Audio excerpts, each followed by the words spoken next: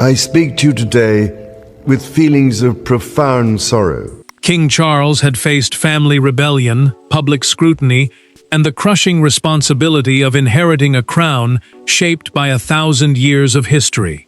But nothing prepared him for the words waiting inside one private royal letter. Written by Queen Elizabeth before her death, it contained a final wish concerning Prince George. And the moment Charles reached its final lines, those inside the room watched the king fall completely silent. Before we go deeper into what this really means for the royal family, make sure to subscribe so you don't miss a single update. Charles entered the private meeting at Windsor Castle, expecting routine duty. Instead, an aide placed before him a sealed letter, preserved among Elizabeth's personal correspondence, the private papers she had left outside ordinary state business. The envelope carried one instruction. It was to remain unopened until George reached a specific stage in his preparation for royal life. That mattered, because the young prince was still being protected from the full weight of his future. The king opened it slowly. Elizabeth's message was direct. She wanted George to begin learning from his grandfather far earlier than palace tradition had planned, through private lessons in constitutional duty, family history, service, and responsibilities normally reserved for an older heir. Constitutional duty meant the limits and responsibilities a monarch must understand within Britain's system of government. Charles read the final paragraph once, then again. His expression changed. He lowered the letter and said nothing. Prince William watched from across the table as his father folded the page with trembling hands. William understood why the words hurt. George was not simply second in line to the throne. He was his son, a child both men had tried to shield from becoming a symbol too early. Yet Elizabeth had been thinking about the boy's future long before her final days. Her wording suggested a fear that events could move faster than the family expected, forcing the next generation toward responsibility before anyone felt prepared. Charles reached the final handwritten sentence and stopped again. Elizabeth addressed him there not as sovereign, but as her son. She asked him to protect George's childhood, while making certain the boy understood what might someday be demanded of him. The contradiction shattered him. Prepare the child, but do not consume the childhood. The king slowly removed his glasses and placed them beside the letter. William remained standing, waiting. At last, Charles looked up and said they could decide nothing until they understood why Elizabeth believed George had to begin early. But before he could honor his mother's final wish, he first had to face the man whose son would carry its greatest burden. For Charles, Elizabeth's letter carried the weight of a mother's final instruction.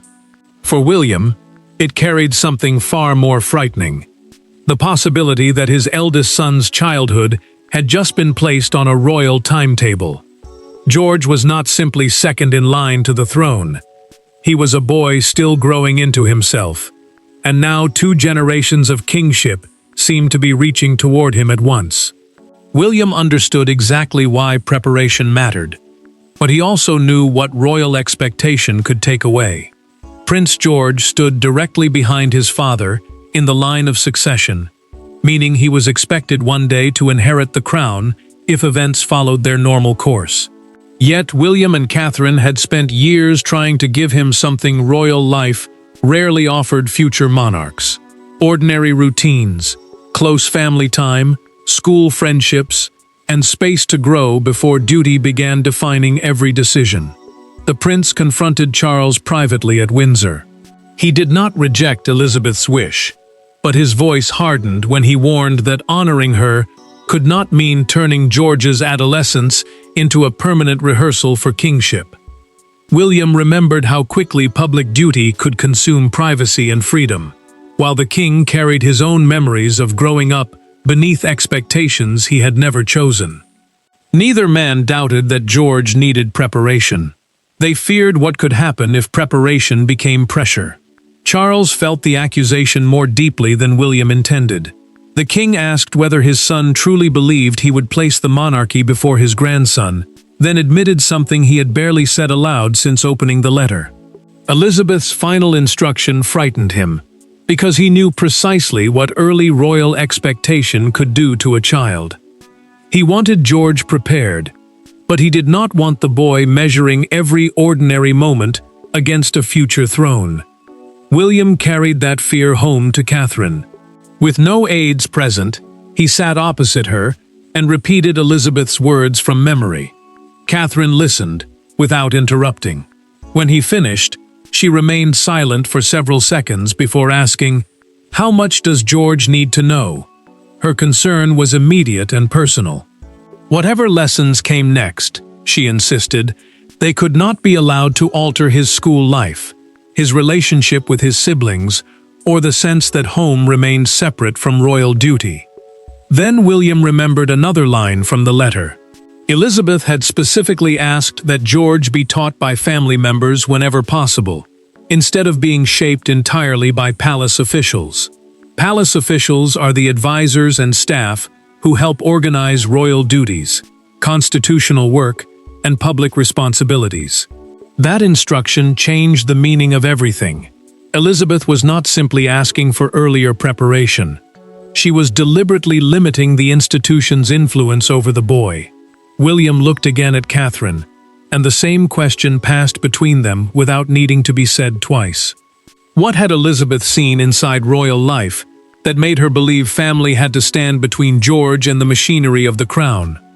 The answer reached back years, to one private moment between Elizabeth and George that nobody in the family had ever forgotten. Elizabeth's final wish had not appeared suddenly at the end of her life. Its roots stretched back to one precise family moment, a conversation so small that outsiders would never have noticed it, yet powerful enough to change how the late Queen viewed George's future. What happened that day convinced her that preparing the next generation could not simply be left to protocol, tutors, or palace tradition. For Elizabeth, it became personal. George was still young when the questions began. During a private family gathering at Windsor, he had started asking why his life seemed different from those of other children, and why adults sometimes spoke around him instead of to him. Windsor was more than a royal residence. For the family, it was also a private home, where formal duty often gave way to ordinary conversations. Elizabeth had always believed responsibility should be introduced slowly, through example and honesty rather than fear. Then Prince George asked the question that changed everything. Away from the larger gathering, he looked at Elizabeth and asked whether becoming king meant eventually losing the life you had before. The Queen stopped. For a moment, she did not answer at all. The question was too direct, too mature, and far too close to a truth she understood better than almost anyone alive. Elizabeth finally placed her hand over his and answered calmly. Becoming sovereign would change a person's life, she told him, but it should never erase the person underneath the crown. Sovereign meant the reigning monarch, the person who carries the constitutional and ceremonial responsibilities of the monarchy. George listened closely. She told him that duty mattered most when the person performing it still remembered who they were before the titles, expectations, and public pressure began. Charles heard about the exchange later that evening and reacted with concern. He told his mother that George was too young to be carrying questions about kingship, sacrifice, and identity. Elizabeth disagreed.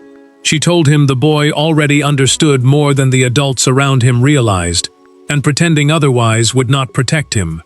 It might leave him frightened and alone with questions no one had bothered to answer. The Queen became firmer. Avoiding those conversations, she warned, could be more dangerous than having them. A future heir could grow up knowing exactly what awaited him, without ever learning how to emotionally survive it. That night, according to a private documented account preserved within the family, Elizabeth began writing notes about how George should eventually be guided.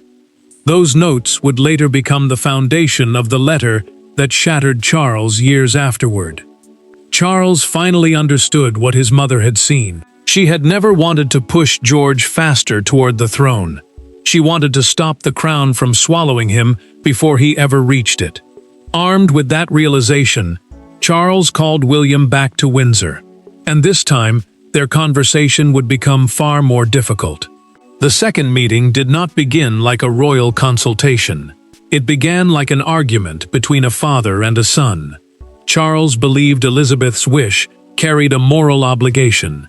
William believed his first obligation was to George. Neither man wanted conflict, yet both were defending something deeply personal. And as the conversation sharpened, decades of royal experience suddenly collided with one father's determination to protect his child. Charles summoned William back to Windsor, without advisors, secretaries, or palace staff in the room. He wanted the matter settled as family before it became official policy. A constitutional briefing is a private explanation of the monarch's legal duties, limits, and relationship with government, and the king believed George would eventually need those lessons. Both men agreed Elizabeth's wish deserved respect. The fight was over timing.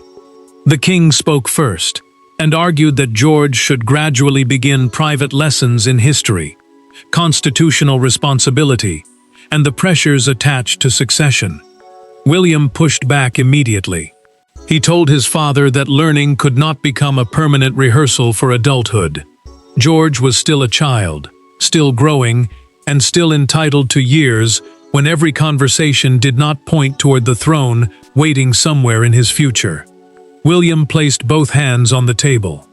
"He is your heir's heir, but he is my son first." Charles did not answer. The phrase landed harder than either man expected, because an heir's heir means the next generation standing behind the direct successor, placing George unusually close to the future of the crown. The king finally asked whether his own son believed he could not be trusted to protect his grandson. Charles pushed his chair back when William answered. The prince said he trusted his father, but he did not always trust the institutions surrounding him. That distinction wounded the king. He moved away from the table and admitted that much of his own childhood had been shaped by duty before he truly understood what duty demanded. William listened, but he did not retreat. Both men knew royal preparation could create strength. Both also knew it could quietly take away freedom. Then William revealed what changed everything. In private family conversations, George had already begun asking about succession, security, and whether his future had effectively been decided before he was old enough to choose anything for himself. Succession means the established order determining who inherits the throne. Charles went silent again. The king suddenly understood Elizabeth's timing. George was already aware of the crown. Ignoring that awareness would not preserve innocence. It might leave the boy carrying questions alone. Charles finally agreed that preparation would be gradual, private, and controlled by the family. William accepted. Their argument was over, but another battle had just begun. Who, exactly, would decide what George was taught? Their compromise solved the family conflict, but it opened a new struggle over who would control the making of a future king. Royal children may inherit their position by birth, but monarchs are shaped by years of preparation, and whoever shapes that preparation can influence an entire reign. Once Charles and William agreed that Elizabeth's wish would be honored, a quieter battle emerged. Palace tradition pointed toward advisors, historians, constitutional experts, and private secretaries. Elizabeth's letter pointed somewhere else entirely, toward family. Charles understood why the old system existed. George would one day need to understand constitutional duty, Commonwealth relationships, royal history, public service, and the emotional discipline expected from a sovereign. The Commonwealth is a voluntary association of nations, many with historic ties to Britain, in which the monarch still holds an important symbolic role. None of that knowledge could simply appear when George became older. But William feared that too much structure, too soon, would turn his son into a project rather than a child. The king initially considered a formal program built around trusted palace advisors and private secretaries. William resisted. He wanted every lesson limited, personal, and carefully timed. The prince argued that George should never enter a room wondering whether a family conversation was secretly another test of his future fitness for the throne. Charles understood the fear, but he also knew preparation could not be left to chance. Catherine then entered the discussion and read Elizabeth's letter for herself. Her response surprised both men. She did not reject the late Queen's wish. Instead, she interpreted it as permission to slow the institution down. Catherine believed Elizabeth was warning them against allowing palace machinery to take control too early. The princess insisted that George should learn about duty, without feeling that every year of his childhood was being measured against what kind of king he might eventually become. Charles felt the contradiction sharply. As monarch, he knew the crown demanded preparation. As a grandfather, he understood Catherine's fear of reducing George to constitutional lessons, schedules, and expectations. The king picked up a pen to approve the proposed program, paused, then crossed out several formal briefing sessions. Beside them, he wrote 2 words: family first. The decision changed everything. Charles would personally introduce George to selected parts of royal history and responsibility, while William and Catherine would decide when those conversations happened. Then Elizabeth's letter revealed another condition. George was not only to learn the monarchy's triumphs, he was also to hear about its mistakes, damaged relationships, and moments when duty had wounded the very family meant to protect the crown. Charles immediately understood the cost. Teaching those lessons meant discussing some of his own regrets. But one problem remained greater than all the others. George himself still knew nothing. The family had finally decided how the future king would be prepared. Now they had to tell the boy what his great-grandmother had asked of him. Every decision so far had been made around George. Now, for the first time, the conversation had to include him. There would be no grand announcement, no palace ceremony, and no advisors standing behind closed doors. Just a family conversation carrying an extraordinary truth. Queen Elizabeth had thought about George's future carefully enough to leave instructions for him beyond her own lifetime. And Charles was about to tell his grandson why. William and Catherine agreed on one thing before the conversation began. George could not be made to feel trapped by a decision written years earlier. The letter would be explained as guidance, not as an order. Charles supported that approach and chose a quiet family setting rather than anything formal. A royal ceremony is an official event built around tradition and public duty, but this moment needed none of that. Elizabeth had wanted George's preparation to feel personal, and the king intended to honor that part first. Charles spoke carefully when the boy joined them. He explained that his great-grandmother had left a message about his future, and had thought deeply about how he should one day be prepared for responsibility. Prince George looked surprised, but his first question had nothing to do with becoming king. He looked at his grandfather and asked why Elizabeth had never told him herself. The king struggled with the answer. He told George that she had wanted him to grow naturally for as long as possible, without feeling that every family moment carried a lesson about the crown. Elizabeth believed the message should reach him only when those closest to him felt he could understand it, without being frightened by it. George listened quietly. William watched his son's face, expecting anxiety, but instead saw a calm that unsettled and reassured him at the same time. George then heard the most important part. Elizabeth had never asked him to become more royal. She wanted him to understand service, responsibility, and the freedom to remain himself while learning what might one day be required of him. Service, in royal life, means using public position to support communities and national causes, rather than treating status as personal privilege. Charles made that distinction clear because he knew the boy needed to hear what the future demanded without believing it already owned him. Prince George finally agreed to occasional private conversations with his grandfather, but he added one condition: school could not change. Family routines could not change. His time with his siblings could not suddenly become less important. Then George looked directly at Charles and asked, "Can I still just be George?" The king answered without hesitation. That was exactly what she wanted. William lowered his guard for the first time since the letter had been opened. Charles felt something shift inside him too. Elizabeth's final wish was no longer a command hanging over the family. It was protection. And with those words, Charles finally understood that his mother's final wish had never truly been about the throne. For days, Charles had carried Elizabeth's letter like another burden of kingship. Then George changed everything with one question. The king stopped thinking about succession and began thinking about family. Soon afterward, grandfather and grandson met privately without advisors, secretaries, or William standing between them. What followed was not George's first lesson in becoming king. It was Charles's first lesson in fulfilling Elizabeth's wish correctly. Charles invited George for what was meant to be a short conversation. He deliberately avoided ceremonial language, official briefing papers, and anything that might make the meeting feel like an examination.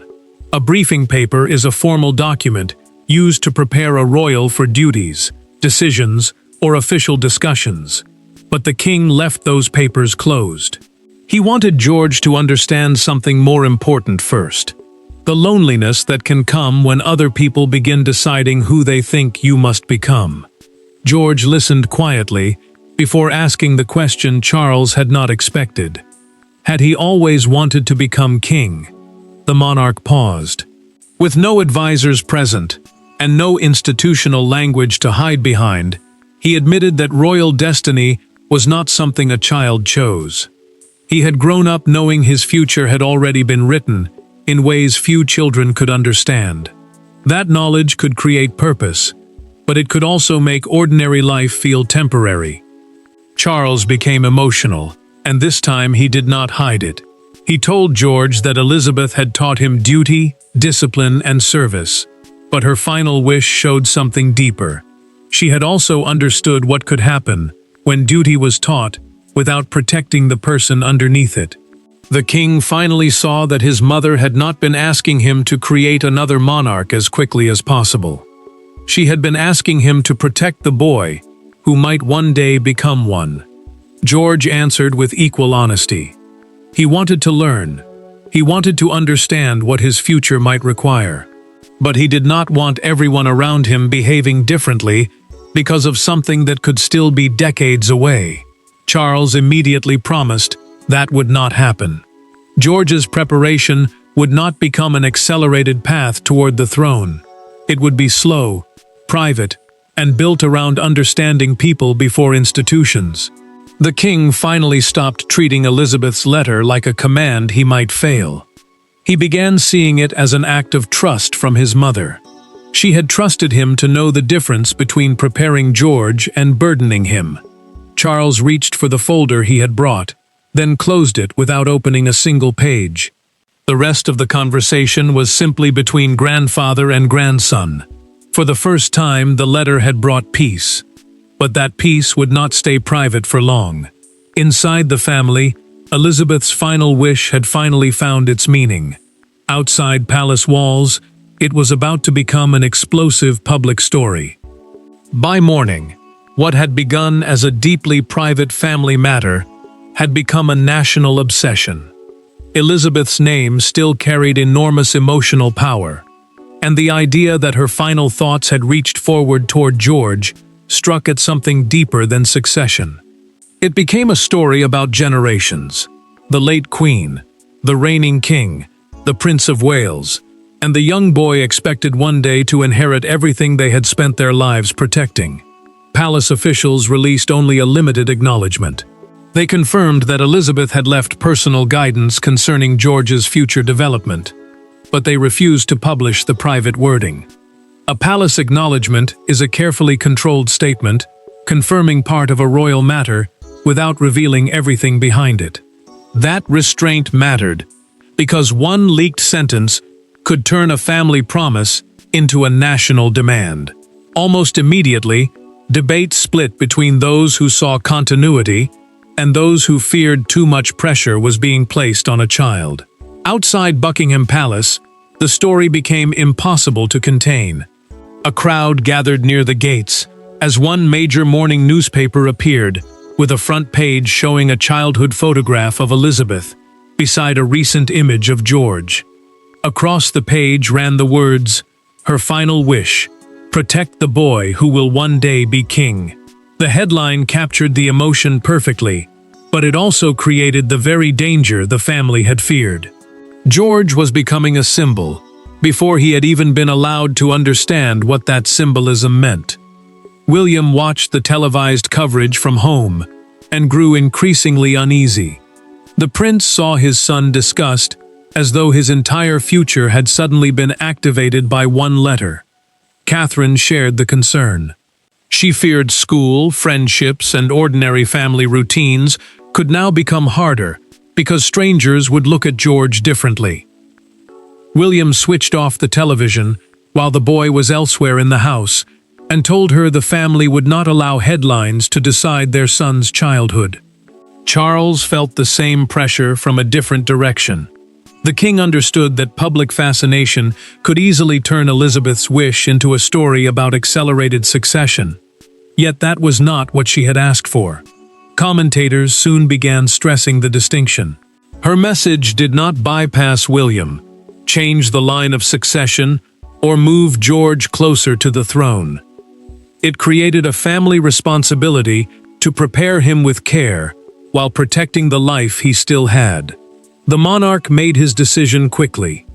He instructed palace staff not to release details of George's private preparation and refused to turn his grandson's education into royal publicity. Charles knew that if Elizabeth's wish truly meant protection, then silence had to be part of that protection. William supported the decision. Catherine did too. For once, the family and the crown wanted exactly the same thing. The public had given Elizabeth's final wish a headline. Charles was about to give it its final meaning, not with another statement, but with a promise. Charles had first opened the letter as a king receiving an instruction from the monarch who came before him.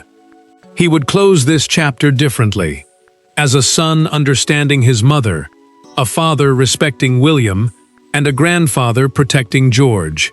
Elizabeth's final wish had shaken him, because it forced 3 generations of royal duty into a single moment. But by the end, what shattered Charles also gave him something he had desperately needed: clarity. Charles returned alone to the room where he had first read Elizabeth's letter.